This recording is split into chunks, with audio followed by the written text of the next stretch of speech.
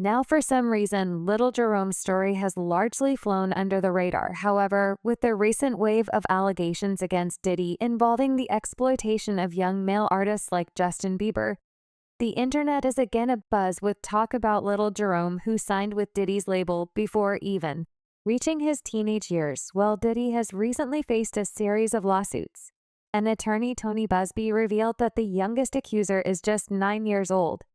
This has sparked speculation online, with many wondering if the victim might be Lil Jerome, as Busby noted that the alleged crimes in these new lawsuits span from 1991 to 2024, and since Lil Jerome reportedly signed his contract with Diddy when he was around 9, some are speculating that whether he might be one of the accusers now suing Diddy now. Regardless of the situation, what truly needs to be addressed are the heartbreaking and horrifying details of Lil Jerome's life. According to Mark Curry, Diddy inflicted such brutal Lil Jerome that it drove him to a breaking point. Jerome himself admitted to suffering a nervous breakdown and just 14 years old. The story is deeply disturbing, but deserves to be told. It looks like Jerome is ready to tell his side of the story and is out for some cold revenge on Diddy for almost ruining his life now. Lil Jerome was born Stanley Jerome Childers in Akron, Ohio. He showed a passion for singing from a young age and began performing with his sister's band. The band recorded a few demos with the local Ohio musician who had connections with Jodeci, and the R&B group signed to Uptown Records, where Diddy worked as an intern before agreeing to the position of talent manager. The musician passed along the demo recordings to some of his New York contacts, eventually catching Diddy's attention. Diddy was later shown a videotape of Jerome performing, and he was so impressed that he immediately arranged for Jerome, along with his parents and sister, to fly to New York after auditioning in front of Diddy. Jerome was signed on the spot, but there's been quite a bit of conflicting information online about how old Jerome was when he signed with Diddy, with some sources claiming he was 11 or 12 at the time. However, Jerome himself later clarified that he was actually only 9. And in an interview still available on badboyblog.com, when asked how old he was when he signed with Bad Boy, Jerome responded, "I was about 9.5. Well, Jerome's father decided to relocate him to New York, enrolling him in a school designed for children working in showbiz. Well, Jerome's dad even quit his own job to take on the role of his manager.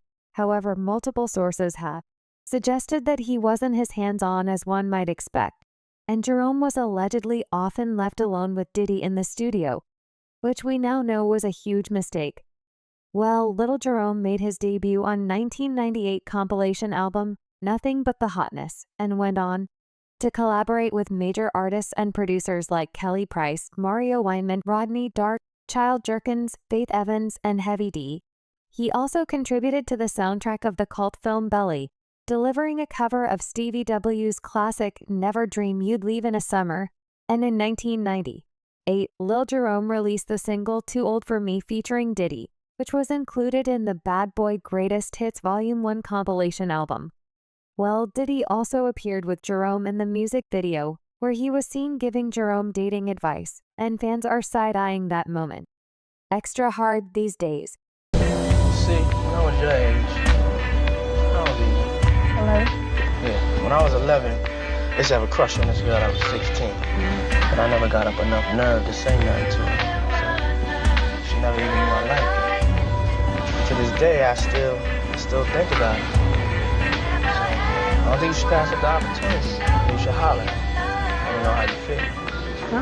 All right, Clayton, you do your thing. I'll be right here. The fact that Lil Jerome is shown surreying a grown woman in the Too Old For Me video is unsettling enough.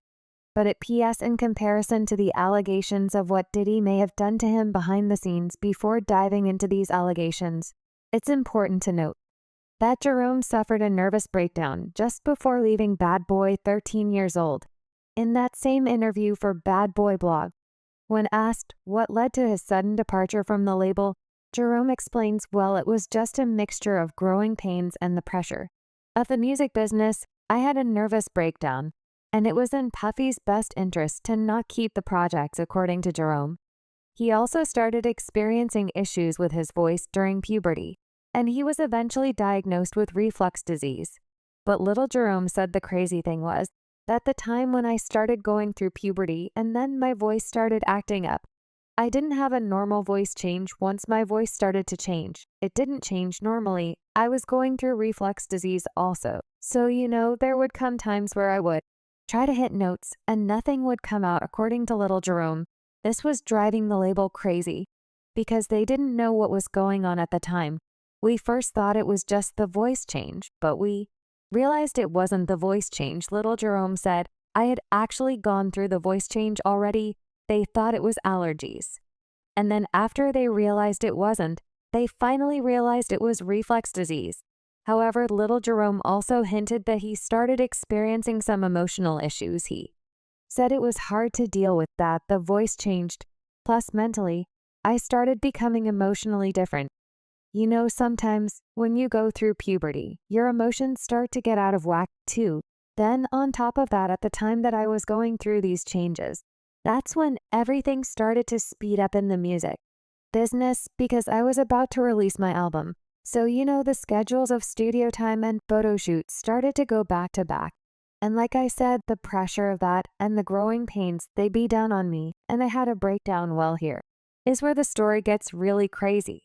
In an article titled Akron Wonder, which was originally published in January 14, 1999 by Cleveland Scene, the writer describes how Sean Puffy Combs groomed Jerome shares to be the cuddliest mascot of hip-hop. The article went on to mention that after Diddy flew Jerome and his family to New York, he would take the young boy to various industry parties where he mingled with major names like Jay-Z, Mariah Carey, Timberland, and Clive Davis. The usual names. Another concerning detail is the conflicting reports about Jerome's age that started circulating after he signed with Diddy. The article hinted that it seemed as if someone was trying to hide just how young Jerome really was, an early red flag that something wasn't right. But article said already Jerome's age is becoming elastic by different accounts. Jerome is 11, 12, or 13 and in 6th or 7th grade. Yes, Star Bios are notorious for shaving off the years, for making the rags ragger, and the rich's richer. Journalists are sloppy, and edges were meant to be rounded. The article also mentions how Lil Rome got a taste of the high life after attending one of Diddy's parties. Lil Jerome said right afterwards, I came home and it was so boring because you got all that excitement, and then afterwards it goes way down. It makes you want to get more and more. Now we get to the most disturbing part of the story. An interview with former Bad Boy artist Mark Curry has resurfaced, shedding light on what really happened to Lil Jerome during his nervous breakdown in December 2023, following Cassie's explosive lawsuit that opened the floodgates of allegations against Diddy. Mark Curry gave an interview for Quote Goats, where he revealed deeply unsettling details about Lil Jerome's time at Bad Boy. According to Mark, Lil Jerome didn't just have a typical nervous breakdown. He literally ran out of Diddy's studio without any clothes on, speaking in tongues. Initially, Mark explained that Diddy had pressured Lil Jerome to sing about kissing a girl, which given his young age caused him to break down. However, Mark later hinted that this episode, Jerome running into the street unclothed, might have been triggered by something else, suggesting that there could have been more sinister factors at play. One kid, his name is Jerome, Lil Jerome, on Childish. He's a gospel dude, and he had a real crazy voice. He was a kid, like 11 years old, 10 or something like that. And then they took one of his songs that he knew how to sing real good in church, and they changed it to a song about him kissing a girl for the first time. I'm not too young for you, really don't agree. He didn't really feel it. He didn't really feel that. He too young to understand what it's like kissing a girl and y'all telling them to say it like this. And they drove that little kid crazy. And that little kid did the Martin Lawrence, took the clothes off and ran out to the street and all of this, which they say artists do. When they go through that one. And yeah, man, that's how artists go crazy. The first thing they do is take their clothes off and run out into the street. I heard about the whole Martin thing, and the whole industry thing kind of made him go crazy. He ain't the first one that did that. A lot of them do it. And then he went out to the street speaking in tongues. So you'd be like, not only is he out in the street naked, he's speaking in tongues. What?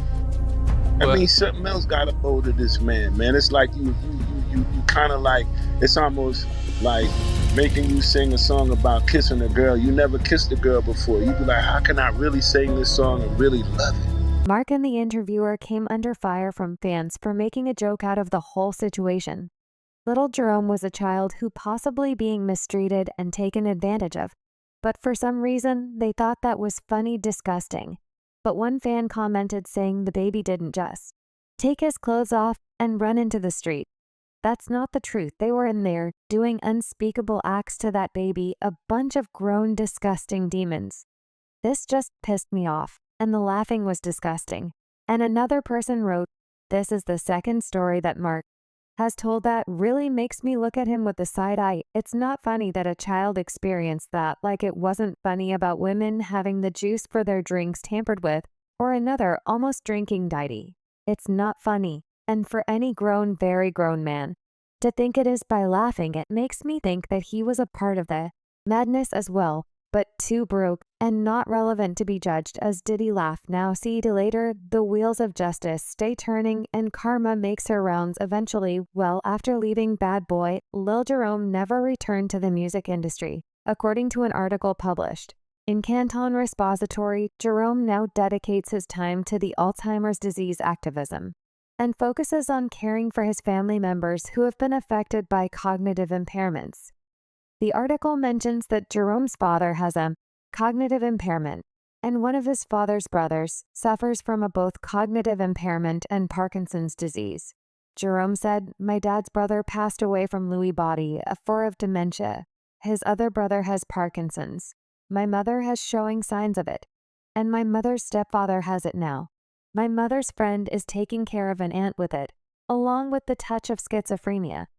Well, the streets are now saying that the 9-year-old boy that was mentioned by Busby could actually be Little Jerome, and that he is trying to get his lick back at Diddy and finally get justice for everything that Diddy allegedly did to him.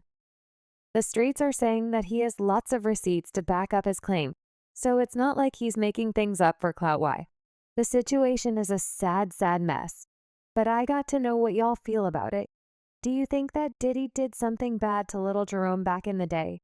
Or do you think that Jerome is just trying to chase clout and get a piece of that cake?